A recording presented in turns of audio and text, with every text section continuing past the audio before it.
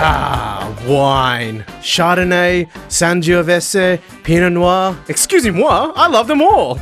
Although European in origin, these grape varieties are now grown across the world, even in China. A lot of people just wonder if China produce any wine at all, which it does. So China is a wine producing country. That's right, China makes wine, and a fair bit of it too. It still lags behind big producers in Europe and Australia, but it's quickly catching up. The most prominent regions are Ningxia, Shandong, and Yunnan, Hebei. These four are the most, the hot regions in China. Wine actually has a long history in China. It was being produced as far back as 2,000 years ago in Xinjiang. But a lot of today's vineyards are relatively new. And Ningxia province is the rising star of today's wine industry. It's known locally as the Bordeaux of China. Ooh la la.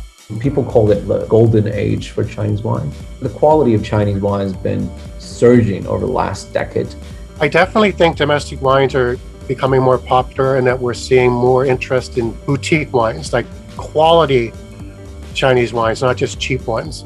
Jim Boyce is a wine writer based in Beijing. This is still a market very much driven by gift giving and entertaining when it comes to wine. So for most Chinese people, do you think it's about the foreign labels and the big names? Yes, that's why Penfolds did so well. So number one is overcoming the reputation crisis. Just getting it into people's mouths is the biggest challenge. A challenge Jim is determined to help overcome. But Penfolds isn't doing so well anymore. Australia was once China's biggest supplier of wine, but since the Chinese government slapped tariffs on the stuff, consumers have been forced to look elsewhere. That might help Chinese winemakers. I think there's a pride in Chinese products that it's not just cheap exports anymore.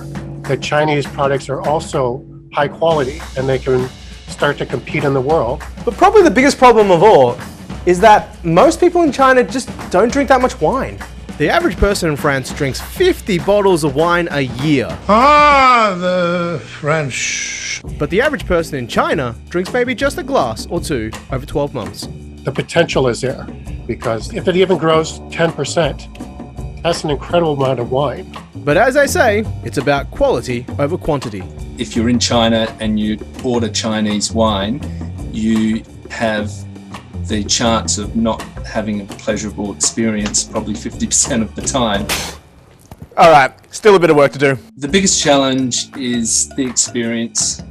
Winemaking is such a journey and each vintage is not the same as the last. So if you're not making the right decisions in a timely fashion, then you can end up with poor quality wine pretty easily. It's not just a case of following a recipe. Another big challenge is deciding when to harvest your grapes. Too early or too late, and the entire vintage can be jeopardized. But in China, sourcing labor isn't always easy, and growers can be forced to harvest depending on when workers are available. It's not unusual for the farmer to harvest grapes when they think they're ready and deliver them to the winery as opposed to when the winemaker thinks the grapes are ready. And a lot of China's wine is grown in areas with particularly cold winters. People need to bury the vines into the soil to protect the vines because there's freezing. That makes it harder and more expensive. So the industry has its challenges, but there are some winemakers starting to make a name for themselves. A lot of these young Chinese winemakers are coming back now from training, working, studying in France, in Australia, in California, and they're bringing their skill back and applying it. Just like Zhang Jing. Jing has traveled the world learning about wine, including a stint at Australia's own Yarra Valley. And now she's an award-winning boutique wine producer in Ningxia. We only produce 60,000 bottles wine per year.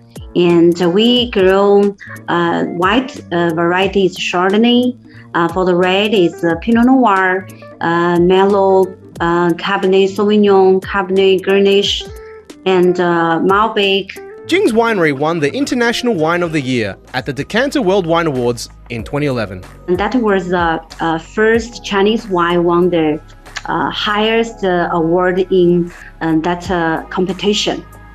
So after this award, our winery became more famous and also encouraged the Ningxia wine people, enhanced the confidence of the Ningxia wine industry.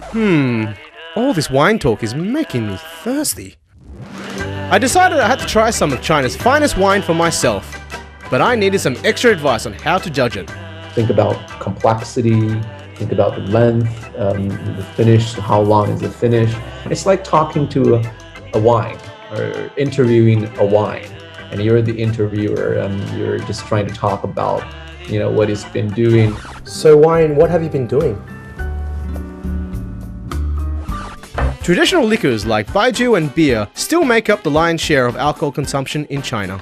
But wine is becoming popular amongst China's younger and more cosmopolitan generation. Younger generation are drinking more wine because of, it's fashionable. People are knowing more producers, are realizing that Chinese wines can be as good as any wines from anywhere else. So it's changing. So, plenty of hope for the future of winemaking in China. Cheers to that!